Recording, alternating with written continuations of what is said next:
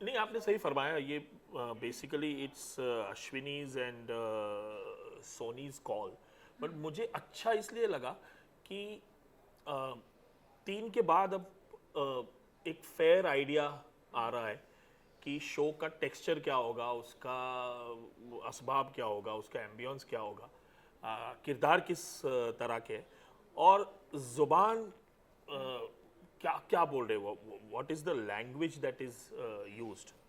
तो I think जो भी उसके कैरेक्टरिस्टिक्स, जो भी उसका दम है, जो भी उसकी फाड़ूनेस है, वो ये तीनों में मिलके फिर बाहर आ गई। बहुत ये हम बोलते रहेंगे, फाड़ू फाड़ू 4 बार बोल देते हैं ताकि वो हर एक चीज में यूज है। बहुत फाड़ू है, बहुत बहुत फाड़ू है। फाड़ू। आपका सवाल पूछने का तरीका ये बहुत फाड़ू है सर, वो भी बहुत फाड़ू है सर। देखिए मैं पहाड़ी हूँ, तो चाय तो हमें भूरे रंग का पानी भी कहेंगे कि चाय तो हम वो भी बहुत शौक से पीते हैं, तो चाय तो हमेशा फाड़ू ही होती है पहाड़ियों के लिए। सब चाय तो नहीं, इसमें एक दूसरे तरह का पानी जो है, सेम कलर बट 30-60 डार्कर, थोड़ा थोड़ा ज्यादा ब्लैक ब्लैक टी टाइप का कुछ है।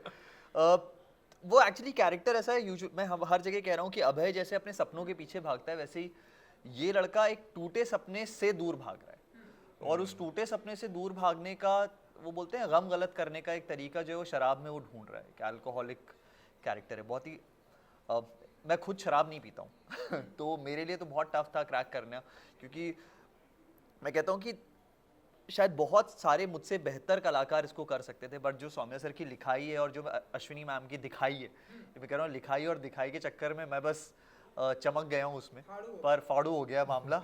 वरना मुझे लगता है कि मुझसे बेहतर करने वाले लोग होते, क्योंकि बहुत खूबसूरती से लिखा हुआ। और जब मैं खूबसूरत कहता हूँ, मैं सिर्फ ये नहीं कह रहा हूँ वो दिखने में कैसा है, उसके नुआंसेस, वो जिस तरीके से जहाँ से आता है और उसकी जो जर्नी है वो बड़ी खूबसूरत है। रॉक्सी की, अभय की, मंजरी की, तो इंटरेस्टिंग है। मतलब मुझसे बहुत अलहदा एक तो कैरेक्टर है, मेरे जैसा बिल्कुल नहीं है, ना दिखने में ना सोचने में।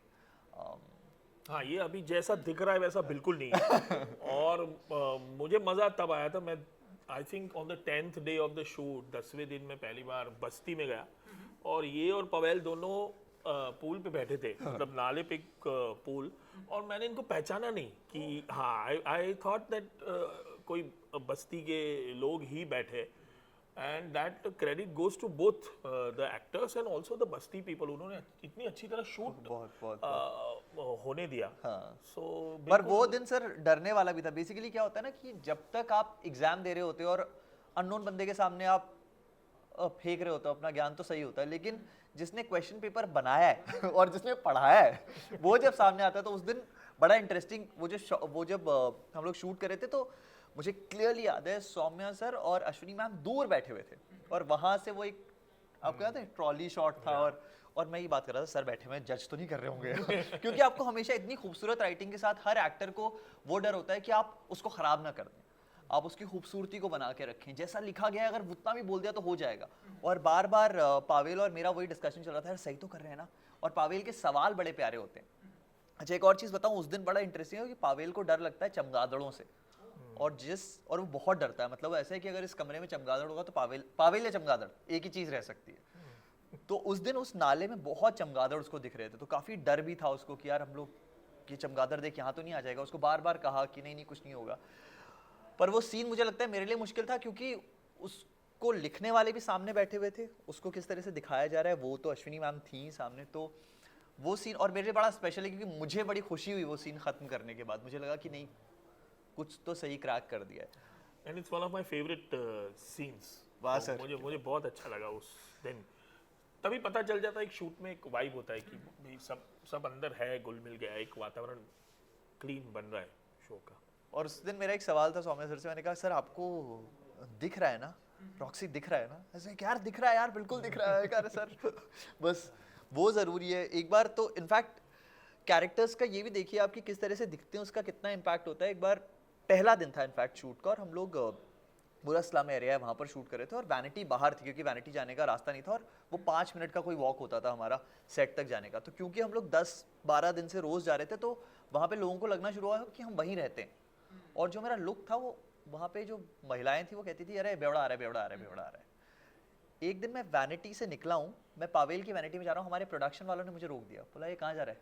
मुझे बताना पड़ा, रहा भाई मैं हूँ तो वो मुझे लगता है कि किसी भी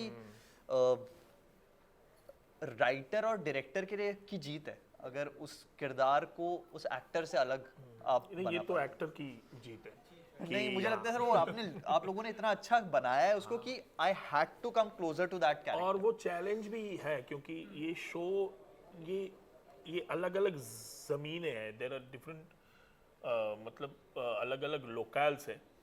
तो बस्ती में तो ये बस्ती का लगता था, लेकिन फिर वो उसका एक पूरा ट्रैक कोकण में है, तो वहाँ की ज़मीन का होकर रहना है उसको, तो वो बहुत अच्छा उधर दिखा।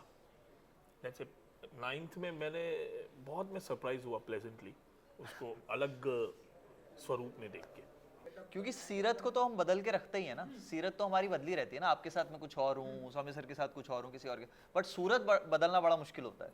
सूरत पकड़ लेता है आदमी की, सीरत नहीं पकड़ पाते हम लोग, तो वो सूरत अगर आप बदल देते हैं। बट ऐसा इसलिए हुआ कि वो किरदार में बहुत कंफर्टेबल हो गए थे दोनों।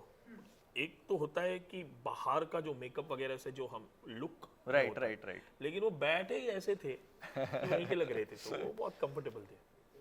वो इसलिए कि ये सिर्फ लव स्टोरी नहीं है, मतलब लव स्टोरी तो है लेकिन it's a bumpy love story, और बहुत थ्रिलिंग है। क्राइम नहीं है, लेकिन एक बहुत बड़ा क्राइम होता है कि एक पूरा समाज का तबका उसको मौके नहीं मिलते, और उस सोसाइटी से एक आदमी निकलता है और वो मौके छीनने लगता है, और वो जो मौके छीनने का जो प्रोसेस है उसके बीच में उसे एक बहुत खूबसूरत इनोसेंट एक लड़की मिलती है, उनका प्यार भी पनपता है, और ये मौके छीनने वाला एक एम्बिशियस एंग्री इंसान, तो दोनों का एक कॉन्ट्रास्ट है। तो एक प्यार के साथ साथ एक बम्पी राइड भी है।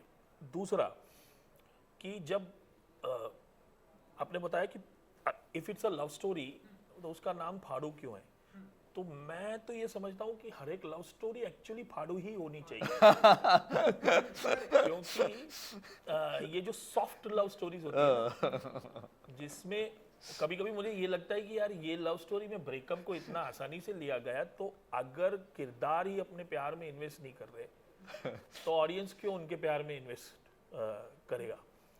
तो ये दो चीज़ें हैं कि एक तो जो ट्रेडिशनल सेंस में लव है उससे ज़्यादा फाड़ू चीज़ें शो में है, और दूसरा मैं ये मानता हूँ कि हर एक लव स्टोरी एक्चुअली फाड़ू होनी चाहिए।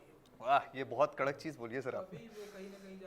जी सर मतलब आपकी लाइफ में भी आपकी चाहोगे ना लव स्टोरी, आपकी शादी हो गई है, चाहे लव स्टोरी मतलब हो थोड़ी ना, मजेदार होनी चाहिए। कि 10 साल बाद पलट के सुनाओ कहानी तो मजा है सर, कुछ कूल नहीं होना चाहिए, फाड़ू होना चाहिए।